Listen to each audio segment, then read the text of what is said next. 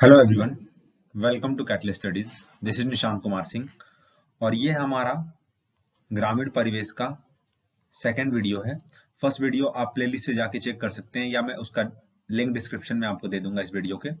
साथ ही मैं ये आपको बता दूं कि काफी बच्चों ने ये कमेंट किया था कि मतलब पीडीएफ इसका पिछली वीडियो या इसका पीडीएफ, तो आपको मैं बताना चाहता हूँ इस वीडियो का और पिछली वीडियो का भी पीडीएफ मैंने एक टेलीग्राम ग्रुप है जिसका मैं लिंक भी आपको डिस्क्रिप्शन में दे दूंगा। उसके थ्रू आप जाके उससे वहां से आपको पीडीएफ मिल जाएगा। दोनों ही वीडियो का जितनी भी वीडियोस आएंगी उन सब की पीडीएफ आपको प्रोवाइड की जाएंगी।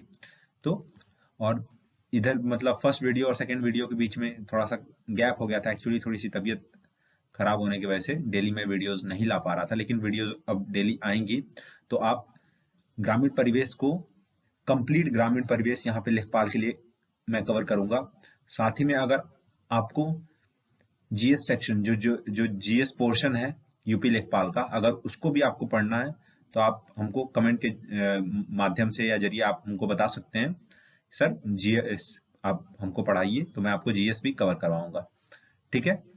और साथ ही में आपको ये बता दूं कि पहला जो वीडियो है उसमें हमने मेजरमेंट पढ़ा था कि जितने भी यूपी या इंडिया में जितने भी मेजरमेंट है, लैंड मेजरमेंट सिस्टम्स, उसको हमने समझा था और पढ़ा था। ठीक। और सभी से ये अपील है कि प्लीज जितने भी लोग वीडियोस देखते हैं तो वो वीडियो को लाइक कर दें और सब्सक्राइब कर दें। साथ ही में वो बेल आइकन को दबा दें ताकि जो भी वीडियोस आए उनके नोटिफिकेशन आपको मिल जाए, क्योंकि लेखपाल के एग्जाम्स नवंबर में ही ऑफिशियल नोटिफिकेशन आने की संभावना है। देखिए 20 तारीख या 25 तारीख तक आपकी नोटिफिकेशन आ जाएगी, जो भी आपकी वैकेंसीज होगी 8000 के करीब वैकेंसीज आएंगी। और तो आपको इसके लिए प्रिपरेशन काफी इंपॉर्टेंट रहेगा। इसके साथ में अब वीडियोस रेगुलर लाऊंगा तो आपको इस बात की मतलब कोई भी दिक्कत नहीं होगी कि वीडियोस में अब कोई भी गैप नहीं होगा। साथ ही में जीएस का पोर्शन आप हमको कमेंट करके बता सकते हैं कि मैं जीएस का पोर्शन भी आपके लिए स्टार्ट करूं। ठीक। तो चलिए स्टार्ट करते हैं आज के वीडियो को। जो ये सेकंड चैप्टर है ये हमारा लेखपाल कार्य एवं विभागीय जानकारी, लेखपाल से रिलेटेड जो भी चकबंदी लेखपाल हो या राजस्व लेखपाल हैं हमारे, उनसे विभागीय जितनी भी चीजें हैं उसको हम इस वीडियो में पढ़ेंगे। तो चलिए स्टार्ट करते हैं वीडियो को। चकबंदी निदेशालय के बारे में देखिए, आपको बता देता हूं मैं, बगल में थोड़ा सा स्पेस आपके लिए छोड़ा रहता हूं। एक्चुअली में ये रफ वर्क में रखता हूं ताकि चीजें आपको जो समझ में नहीं आ उसको बता दूं। देखिए उत्तर प्रदेश में चकबंदी योजना का प्रारंभ 1954 में हुआ था, 1954 में। इसको आप याद रखेंगे। कब हुआ था स्टार्ट? 1954 में चकबंदी योजना का शुरुआत हुआ था। मुजफ्फरपुर से स्टार्ट हुआ था। जिला करौना तहसील एवं सुल्तानपुर जिले की मुसाफिर खाना तहसील से हुआ था। दो जगह से, मुजफ्फरपुर में ये करौना तहसील और सुल्तानपुर जिले के मुसाफिर खाना तहसील से हुआ था। तो क्वेश्चन रेज हो सकते हैं कि यूपी में कब हुआ था स्टार्ट चकबंदी योजना और कहां से हुई थी, तो इसको आप याद रखेंगे। सफल परीक्षण के उपरांत चकबंदी योजना को वर्ष 1958 से संपूर्ण प्रदेश में लागू किया गया था। ये भी इंपॉर्टेंट है। देखिए जो चीजें मैंने पहले से भी अंडरलाइन की हुई हैं, जो भी चीजें इंपॉर्टेंट है उसको अंडरलाइन मैंने की हुई हैं, तो इसको आप ध्यान रखेंगे। मैं कोशिश करूंगा कि चीजों को हाईलाइट मतलब हाईलाइटनर से हाईलाइट कर दूं कि आपको क्लियर समझ में आए। बट आप इतना समझिए कि जितने भी हाईलाइटेड चीजें इसमें हैं इसके पीडीएफ में भी आपको ऐसे ही मिलेगा, तो उसको आप ध्यान देंगे। तो मतलब चकबंदी योजना लगाई कब गई थी? 54 में। और स्टार्ट कब हुई थी? उसको पूरे प्रदेश में मतलब लागू कब किया गया था? 1958 में। ठीक है। चकबंदी योजना के संचालन हेतु चकबंदी संचालक आयोग के अधीन चकबंदी विभाग का गठन किया गया। चकबंदी विभाग बनाया गया। ठीक। चकबंदी संचालक के कार्यों में सहयोग हेतु अतिरिक्त चकबंदी संचालक व संयुक्त चकबंदी संचालक का प्राविधान किया गया है। ठीक। तो दूसरा पॉइंट ये हमारा था। जनपद स्तर पर चकबंदी प्रक्रिया के सुचारू रूप से संचालन हेतु जिला, इसको आप याद रखें। जो ये क्रम होते हैं ये आपसे काफी बार पूछे जाते हैं। जैसे कि आपसे पूछ दिया कि जो आपके ब्लॉक लेवल पे कौन है, ब्लॉक लेवल पे कौन ऑफिसर डील करते हैं इसको, तो इसको आपको पता रहना चाहिए। तो देखिए जिला उप संचालक चकबंदी, उप संचालक चकबंदी, सहायक संचालक चकबंदी, बंदोबस्त अधिकारी चकबंदी, सहायक बंदोबस्त अधिकारी चकबंदी, चकबंदी अधिकारी, सहायक चकबंदी अधिकारी की नियुक्ति कार्य के सापेक्ष किए जाने का प्रावधान किया गया। तो इतने लोग जो चकबंदी हमारे जो चकबंदी लेखपाल की जो जितनी भी वैकेंसीज होती हैं जो आती हैं, तो वो चकबंदी लेखपाल ये सब मतलब चकबंदी से जुड़े ये जितने भी ऑफिसर हैं, ये उनके नाम है और इनके पदों के बारे में ये बताया गया है। तो चकबंदी प्रक्रिया राज्य की कल्याणकारी योजना है जो कि प्रत्येक कटक के काश्तकारों, जनता, जनप्रतिनिधियों तथा भूमि प्रबंधन समिति की सहभागिता से संपादित की जाती है। देखिए, चकबंदी योजना का मेन कार्य, चकबंदी जो था ये बनाया गया था, एक्चुअली में इसका मेन कार्य जो था वो था कि जैसे कि हमारे गांव में आपने देखे होंगे कि काफी लोगों के ये ऐसे होंगे कि कुछ खेत के टुकड़े यहाँ होते हैं, कुछ खेत के टुकड़े वहां होते हैं, ठीक है, तो बिखरे होते हैं खेत के टुकड़े। आपके गांव में जो खेती होती होगी यूपी में या फिर अदर भी मतलब इंडिया में भी, तो हम यूपी की बात करते हैं तो काफी लोग यूपी जो होंगे, तो मतलब खेत के टुकड़े बिखरे होते हैं। तो चकबंदी का कार्य ये होता है कि वो बिखरे हुए टुकड़ों को एक जगह करके, ताकि किसान को कोई परेशानी ना हो। अगर मान लीजिए कि आपके पास 5 बीघे जमीन है, ठीक है, 5 बीघे जमीन है आपके पास, तो अगर 5 बीघे जमीन अगर 5 जगह रहे तो आपके ट्रांसपोर्टेशन का खर्च बढ़ेगा, ठीक है, आपको परेशानी होगी, ठीक। तो उसके लिए सरकार ने ये योजना का शुभारंभ किया और इसको स्टार्ट किया। साथ ही में चकबंदी योजना के तहत जब चकबंदी आती है तो उस एरिया से कुछ जमीनों का कटाव होता है जो कि आबादी निकाली जाती है, और वो आबादी का काम ये होता है कि उस आबादी में जो लैंडलेस पीपल्स हैं, जिनके पास जमीनें नहीं हैं, जिनके पास घर नहीं है, उनको वो दी जाती हैं, जिसपे वो घर बनाते हैं, जिसपे वो बसते हैं, ठीक है, जो करीब होते हैं। आप मान लीजिए जो पॉवर्टी लाइन से जो नीचे होते हैं, ठीक है, जो पॉवर्टी लाइन से नीचे होते हैं उसको वो दी जाती है। तो इस चीज को आप ध्यान रखेंगे।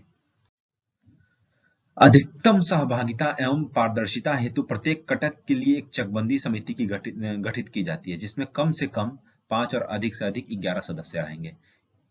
देखिए, क्वेश्चन आपको कैसे बनाएगा और कैसे देगा वो आपको पढ़ने के तरीके के ऊपर है। अगर मान लीजिए आपने ये पढ़ा और आपने कितना याद रखा, ठीक है, मैंने देखिए ये आपके, मैं जब इसको पढ़ता हूँ चीजों को, तो मैं उसको अपने वे में लिख लेता हूँ ताकि चीजें आपको बार बार पढ़ने की जरूरत ना हो। अगर आप रिवाइज करें तो आप भी नोट्स आप बना सकते हैं एक सिंपल फॉर्म में। मैं कभी आपको वीडियोस बना के दिखा दूंगा कि कैसे नोट्स बनाते हैं, ठीक। तो कम से कम कितने होने चाहिए? कम से कम 5 होने चाहिए उस समिति में सदस्य, और अधिक से अधिक कितने होने चाहिए? 11, ठीक है। तो ये पूछ सकता है कम से कम और अधिक से अधिक, ठीक है, तो इसको आप याद रखेंगे। तो एक समिति गठित होती है प्रत्येक कटक में, चकबंदी समिति मतलब जो कि चकबंदी कराती है उस कटक की। समिति को अधिक सुदृढ़ बनाने के लिए बंदोबस्त अधिकारी चकबंदी अधिकतम 4 व्यक्तियों के नाम सम्मिलित कर सकता है, जो विशेष होल्डिंग के अकाउंट होल्डर अनुच्छेद 3 2A एवं नियम 3A से संबंधित होंगे। उसके पास निर्धारित और अपेक्षित योग्यता होगी, ठीक। चकबंदी लेखपाल चकबंदी आयुक्त के अधीन होते हैं। देखिए, वेरी इंपॉर्टेंट, जो चीजें इंपॉर्टेंट होंगी उसको मैं आपको बता दूंगा। जो चकबंदी लेखपाल होते हैं, जो चकबंदी लेखपाल होते हैं, चकबंदी लेखपाल जो होते हैं वो किसके अधीन होते हैं? ये क्वेश्चन पूछे भी गए हैं, जो प्रीवियस ईयर के क्वेश्चन आप अगर उठाएंगे, 2015 की बात मैं नहीं कर रहा हूँ, जो पिछले भी पहले भी जो आपके पेपर्स हुए हैं, तो उसमें ये पूछे गए किसके अधीन आते हैं। तो वो जो चकबंदी लेखपाल होते हैं वो आते हैं चकबंदी आयुक्त के अधीन, आयुक्त के अधीन। और जो राजस्व लेखपाल जो होते हैं वो डीएम के अंडर में होते हैं, ठीक है। तो डिस्ट्रिक्ट लेवल पे सबसे बड़ा अधिकारी कौन होता है राजस्व लेखपाल का? वो डीएम होता है, ठीक है। तो इसको आप याद रखेंगे, जबकि राजस्व लेखपाल के जिला अधिकारी के अधीन होते हैं, ठीक। जनपद स्तर पर चकबंदी का सर्वोच्च अधिकारी जिला उप संचालक चकबंदी है। अब ये भी इंपॉर्टेंट है, अगर आपसे पूछे ये क्वेश्चन कि जनपद स्तर पर मतलब जिले डिस्ट्रिक्ट लेवल पे चकबंदी का सबसे बड़ा अधिकारी कौन सा है? चकबंदी का सबसे लोअर तो हो गया चकबंदी लेखपाल आपका, लेकिन सबसे बड़ा होता है जिला उप संचालक चकबंदी। जो उप संचालक होता है उस जिले का, वो सबसे बड़ा होता है जिले स्तर पे, ठीक है। लक्ष्य एवं दूरदर्शिता चकबंदी का उद्देश्य तथा उत्तर प्रदेश के चकबंदी अधिनियम 1953 के मुख्य तत्व। चकबंदी से संबंधित विधि के उद्देश्य और कारण जो कि उपर्युक्त प्रस्तर में उद्धृत किए गए, जिसके अतिरिक्त चकबंदी प्रक्रिया से उन उद्देश्यों की प्राप्ति हुई है। देखिए, एक बात आपको बता दूं कि जो चकबंदी से रिलेटेड है, इससे कम ही क्वेश्चन, एक दो क्वेश्चन, एक आध क्वेश्चन आपसे पूछे जाएंगे, क्योंकि ये राजस्व लेखपाल के एग्जाम्स होने वाले हैं। चकबंदी लेखपाल ये नहीं है, तो ये आपके राजस्व से रिलेटेड क्वेश्चंस को रेज करेगा। ठीक है, आप प्रीवियस ईयर के क्वेश्चन उठा के देख सकते हैं, जो कि राजस्व लेखपाल की जो भी आए थे 2015 के दोनों शिफ्ट के, तो उसमें क्वेश्चन चकबंदी से एक भी नहीं थे। लेकिन पूछ सकता है, आप चीजों को ऊपर ऊपर थोड़ा सा पढ़ लेंगे, जितना मैंने आपको बताया है तो वो आपके लिए इनफ होगा। ठीक, राजस्व विभाग, देखिए ये इंपॉर्टेंट है पोर्शन, क्योंकि हमें इसी के बारे में जानना है। राजस्व विभाग में राजस्व सचिव शाखा के अंतर्गत निम्नलिखित 5 विभागाध्यक्ष होते हैं। देखिए, राजस्व विभाग की बात करें तो 5 होते हैं। टोटल कितने होते हैं? 5 होते हैं। पहला राजस्व परिषद, पहला कौन सा हो गया? राजस्व परिषद हो गया। ठीक है, दूसरा कौन सा हो गया? दूसरा हो गया चकबंदी आयुक्त, चकबंदी आयुक्त, चकबंदी जो होती है इसी के तहत होती है। तीसरा कौन सा हो गया? राहत आयुक्त। ठीक है, चौथा हो गया निदेशक, जो उत्तर प्रदेश का जो निदेशक होगा यूपी का वो है। प्रमुख संपादक, जो जिला गैजेटियर हम लोग बोलते हैं, जिला डिस्ट्रिक्ट गैजेटियर जो होगा वो। तो 5 विभागाध्यक्ष होते हैं। आपको इतना याद रखना है, ये चीजें इंपॉर्टेंट नहीं है उतनी, ये जो है इतनी इंपॉर्टेंट नहीं है। बस एक बार आप रीडिंग कर लेंगे चीजों को, कि अगर आता भी है तो आप बता दें, लेकिन आपको ये याद होना चाहिए कि 5 होते हैं, राजस्व विभाग के अंतर्गत 5 आते हैं, ये इंपॉर्टेंट है। ये सभी विभागाध्यक्ष लखनऊ में से थे, बिल्कुल। इसके हेडक्वार्टर्स जो होंगे सभी के वो लखनऊ में होंगे। ठीक, वर्तमान में उत्तर प्रदेश के मुख्यमंत्री योगी आदित्यनाथ राजस्व विभाग के भी जिम्मेदारी संभाल रहे हैं। जो राजस्व विभाग मिनिस्ट्री है जोगी, उसकी जिम्मेदारी भी यूपी के सीएम के अंडर में है। ठीक है, तो ये आपसे पूछ सकता है कि राजस्व विभाग के मतलब जिम्मेदारी किसके अंडर है, तो वो योगी आदित्यनाथ के अंदर है। यूपी की गवर्नर कौन है? यूपी के गवर्नर है आनंदीबेन पटेल। ठीक है, तो और यूपी के अलावा ये कुछ दिन पहले एक और स्टेट की गवर्नर थी, तो ये साथ में, मतलब यूपी के साथ साथ एमपी की भी गवर्नर थी, लेकिन अभी एमपी के गवर्नर मतलब बन गए हैं मंगूबाई पटेल, तो अभी वो हट गई हैं। राजस्व परिषद की अगर हम बात करें, ये इंपॉर्टेंट है। उत्तर प्रदेश में मालगुजारी से संबंधित न्यायिक कार्यों की सबसे बड़ी संख्या राजस्व परिषद रेवेन्यू बोर्ड है। ठीक है, मालगुजारी से, मालगुजारी क्या होता है? ये जो वर्ड लिखा हुआ है इसका मतलब क्या होता है? मालगुजारी का मतलब होता है कि जो भी खेत हम देते हैं किसी को और वो हमको पैसा देता है, जैसे हम लोग के क्षेत्र की अगर बात करें, यूपी में आपको लगान बोला जाता है, लगान, या फिर मतलब कि कई क्षेत्रों में पोत बोला जाता है, पोत। तो ये मतलब अपने अपने रीजन के लैंग्वेजेस हैं, बट इसको मालगुजारी बोल सकते हैं, आप लगान बोल सकते हैं। राजस्व परिषद राजस्व प्रशासन का सबसे महत्वपूर्ण विभाग है। ठीक है, राजस्व परिषद, राजस्व परिषद सबसे महत्वपूर्ण है। राजस्व परिषद की स्थापना, इसको जितने भी डेट्स हैं या फिर हेडक्वार्टर्स हैं, ये इंपॉर्टेंट, काफी इंपॉर्टेंट होते हैं, क्योंकि वन वर्ड होते हैं और मैच द कॉल, मतलब कि जो ऑब्जेक्टिव टाइप क्वेश्चंस होते हैं उनमें ये सब क्वेश्चंस उठा के पूछ सकता है। ठीक है, वो आपसे रीजन तो पूछेगा नहीं, ऐसा तो पूछेगा नहीं कि आप बताइए कि कार्य बताइए लेखपाल के, आपसे एक लेखपाल के बारे में आप जानकारी रखेंगे तो वो से पूछ सकता है। लेकिन मोस्टली क्वेश्चन यही सबसे उठते हैं कि मतलब कि राजस्व परिषद की स्थापना 1831 में यूपी में कब हुई थी? तो 1831 में हुई थी, इलाहाबाद में हुई थी, जिसका नाम बदल के अब प्रयागराज हो गया है, प्रयागराज हो गया है। ठीक है, राजस्व परिषद राजस्व न्यायालय का शीर्ष न्यायालय है। ठीक है, शीर्ष न्यायालय है। देखिए, ये चीजें आपको, मतलब मैं लिखता हूं तो आपको थोड़ा दिक्कत होगा, मतलब दिक्कत इन द सेंस कि आपको लगता होगा कि सर इसी पे लिख देते हैं, लेकिन मैं इसका पीडीएफ आपको प्रोवाइड करवा दूंगा, उसके लिए आप परेशान मत होइए। आपको टेलीग्राम के ग्रुप में पीडीएफ मिल जाएगा, जिसका लिंक मैंने डिस्क्रिप्शन में आपको दे दूंगा, पहले वीडियो का भी और इस वीडियो का भी, और जो भी वीडियोस आएंगी सबके आपको पीडीएफ प्रोवाइड कर दिए जाएंगे। साथ ही में एक चीज और आपको बताना चाहता हूँ कि जैसे जो भी बच्चों ने यूपी ट्रिपल एससी पीईटी का एग्जाम दिया था, वो कमेंट में प्लीज अपना जो भी मार्क्स उन्होंने ऑब्टेन किया है वो बताएं, ताकि एक चीजें, एक मतलब एक मैं मानता हूं कि जितने भी बच्चे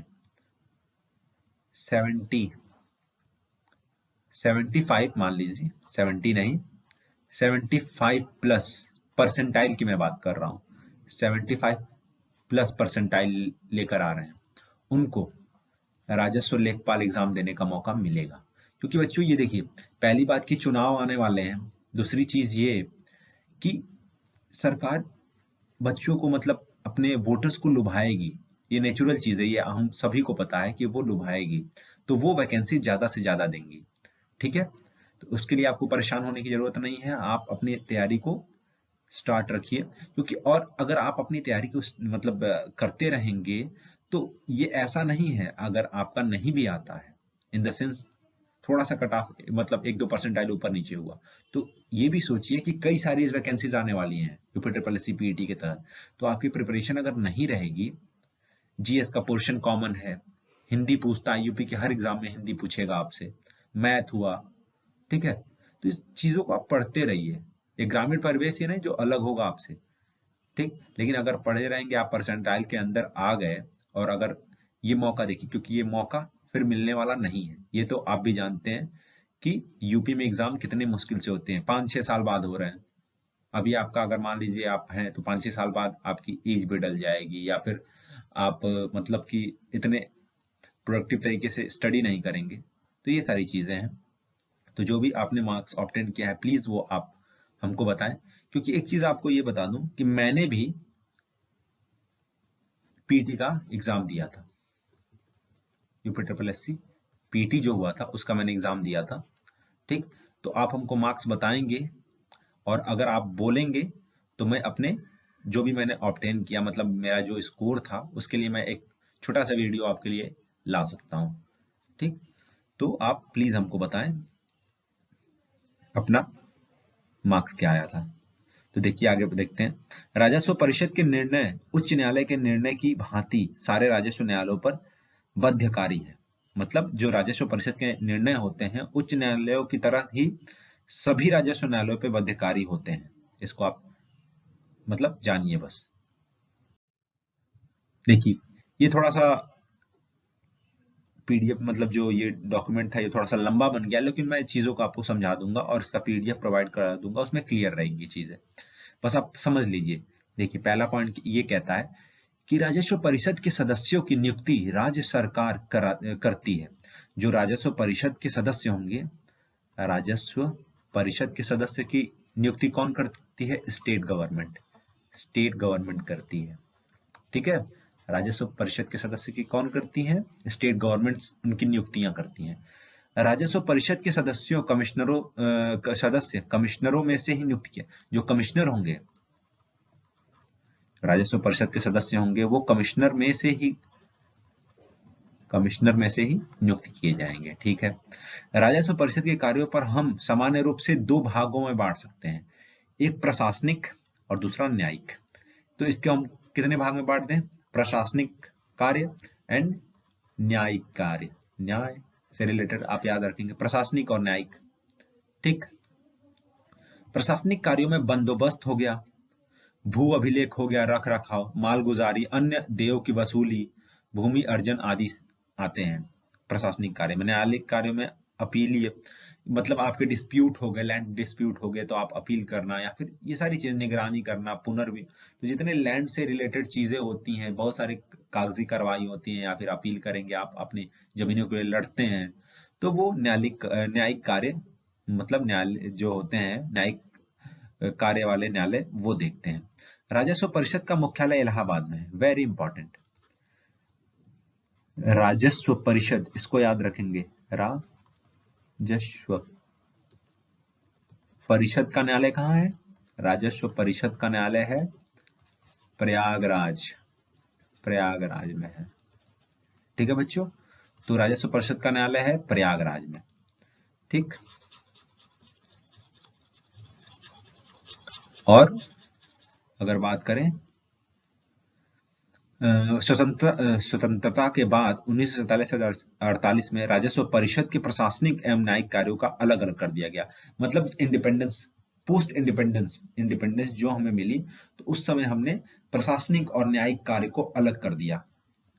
ठीक, प्रशासनिक शाखा को हाँ, हमारा प्रशासनिक शाखा है वो कहाँ है? लखनऊ में है, और न्यायिक है इलाहाबाद में। जो हमारा जुडिशियल सेंटर है वो इलाहाबाद में है।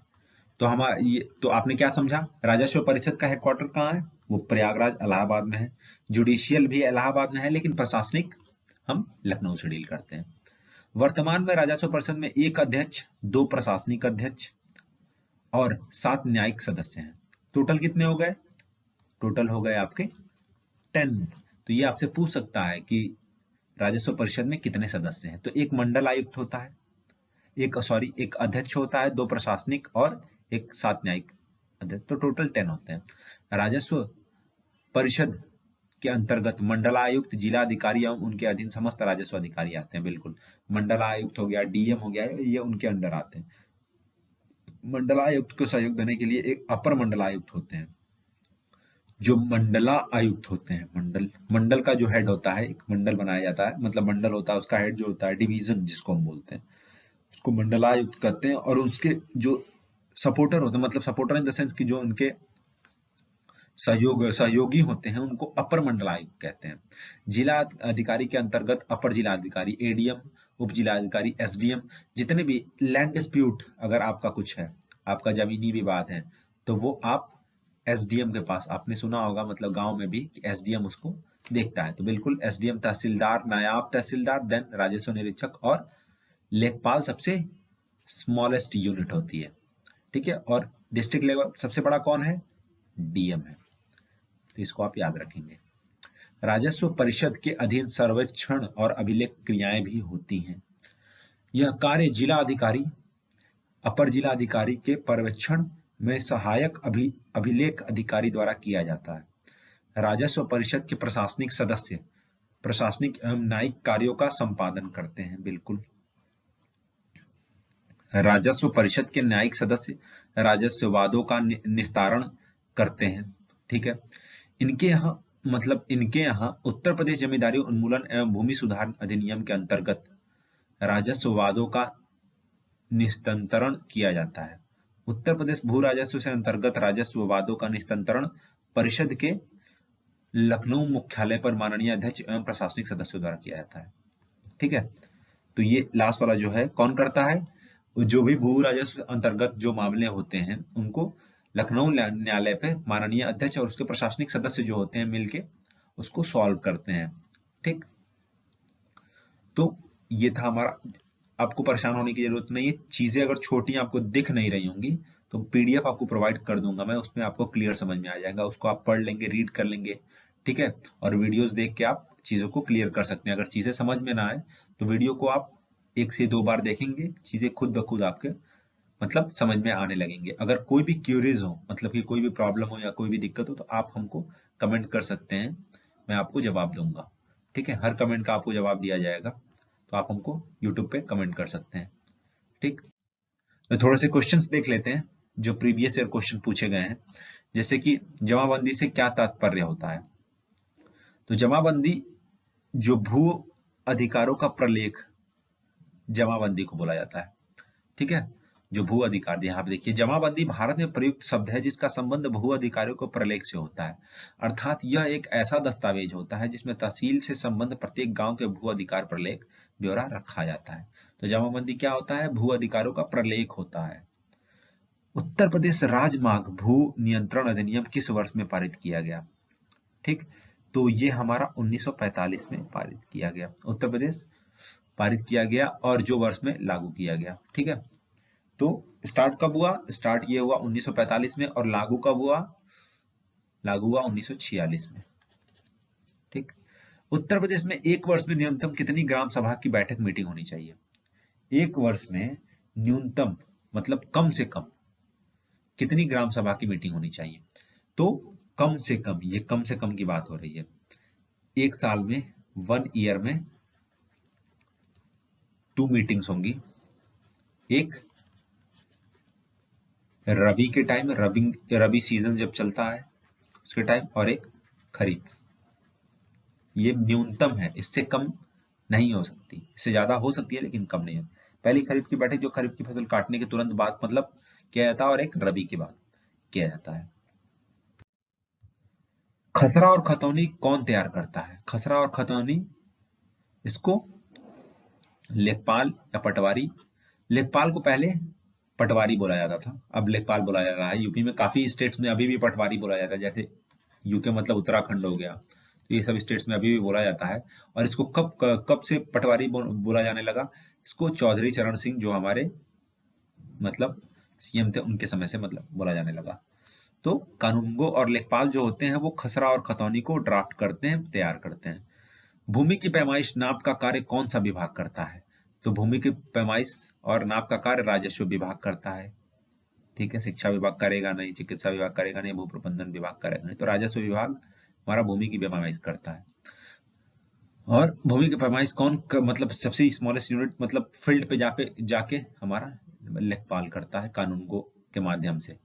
कानून गो उससे बड़ा होता है, तहसीलदार उससे, जो तहसील लेवल का, तहसील का सबसे बड़ा अधिकारी कौन सा होता है? तहसीलदार। ठीक। भूमि का उपयोग करने के एवज में किसानों से वसूल किया जाने वाला टैक्स कौन सा टैक्स है? ठीक। तो जो भूमि मतलब एवज करने में किसानों से वसूल किया जाने वाला टैक्स को हम लगान बोलते हैं। लगान मूवी आपने देखी होगी, तो लगान किसानों से वसूला जाता है। ठीक। जमाबंदी तैयार की जाती है 2 प्रतियों में। जमाबंदी का से मतलब वही जमाबंदी आपने पढ़ा, भू अभिलेख का record of rights of record, मतलब भू अभिलेखों का अधिकार, जो भी प्रलेख होता है। तो जो भू अभिलेख को इंगित करता है, इन रिकॉर्डों का रख रखाव तहसीलदार द्वारा प्रत्येक गांव के लिए किया जाता है। इसमें भूस्वामी, भू क्षेत्रफल इत्यादि का ब्यौरा होता है। जमाबंदी की 2 प्रतियां बनाई जाती हैं। कितनी प्रतियां होती हैं? 2 प्रतियां होती हैं जमाबंदी की। ठीक है, 2 प्रतियां, जिनमें एक सरकार के पास और दूसरा पटवारी मतलब लेखपाल के पास होंगी। ठीक है, तो वो लेखपाल के पास अपने जो कटक होता है उसका उसके पास मतलब जमाबंदी का रिकॉर्ड उसके पास होता है, जो कि 2 प्रतियों में होता है। ठीक। भूमि के विक्रय के समय मुद्रांक शुल्क लगाया जाता है। तो भूमि के आकार के आधार पर, बिल्कुल आकार के आधार पर लगाया जाएगा। भूमि की कीमत के आधार बिल्कुल लगाया जाता है। भूमि की कीमत जो सर्किल रेट क्या चल रहा है, भूमि की किस्म के बिल्कुल कौन सा किस्म है, उपजाऊ है या कैसा, या सॉइल कैसी, ये सारी चीजें आपको देखी जाती हैं। ठीक है, तो ये सारी चीजों को आप पढ़ लेंगे, पीडीएफ आपको मिल गई होंगी, मतलब आपको दे दी जाएंगी। ये सारी चीजें को आप एक बार मतलब पढ़ लेंगे, समझ लेंगे। धरातल पर मापी गई क्षैतिज दूरियां, कोणों एवं ऊंचाइयों को मानचित्र में प्रदर्शित करने की कला को क्या कहते हैं? उनको हम सर्वेक्षण कला कहते हैं। जो धरातल पे, जो फील्ड पे हमने जो भी प्रैक्टिकली जो भी चीजों को नापा है, उसको हम जब एक टेबल पे कैसे उसको मतलब डिस्क्राइब करेंगे, तो उसको हम सर्वेक्षण कला बोलते हैं। ठीक। एक कृषि खेत के मापने की सर्वोत्तम विधि क्या है? ठीक है, तो हम मोस्टली किससे, जरीब द्वारा मेजरमेंट, लैंड मेजरमेंट की जाती है। तो इसको आप ध्यान रखेंगे। ठीक। तो ये था हमारा आज का वीडियो। अगर आपको वीडियो अच्छी लगी हो तो प्लीज लाइक, शेयर और सब्सक्राइब कर दें वीडियो को। सभी लोग, आप जितने लोग भी देख रहे हैं, प्लीज सब्सक्राइब कर दें, ताकि आपके मतलब स्ट्रेंथ, आपके सहयोग से ही चीजें थोड़ी सी आसान हो जाती हैं, और कोई बात नहीं है। और चीजों का मतलब उससे भी ज्यादा सब्सक्राइब और ये सब सारी चीजों पे से भी ज्यादा जरूरत है कि आप पढ़ते रहें और वीडियो के साथ मतलब बने रहें, ताकि एग्जाम्स काफी नजदीक आ गए हैं और उसमें आपको दिक्कत नहीं होनी चाहिए। ये मैं चाहता हूं कि आप चीजों को क्रैक कर लें। ठीक। तो प्लीज, और एक चीज, आप जरूर से जरूर जो भी प्रॉब्लम हो उसको कमेंट के द्वारा हमें बताएं। मैं उनको पर्सनली सॉल्व करने की कोशिश करूंगा, जो भी आपकी क्वेरीज हो। ठीक। और यूपी ट्रिपल एससी की जो भी आपके अंक प्राप्त हुए हैं उसको आप कमेंट में बताएं कि आपके कितने अंक प्राप्त हुए हैं। ठीक है। Thanks for watching the video.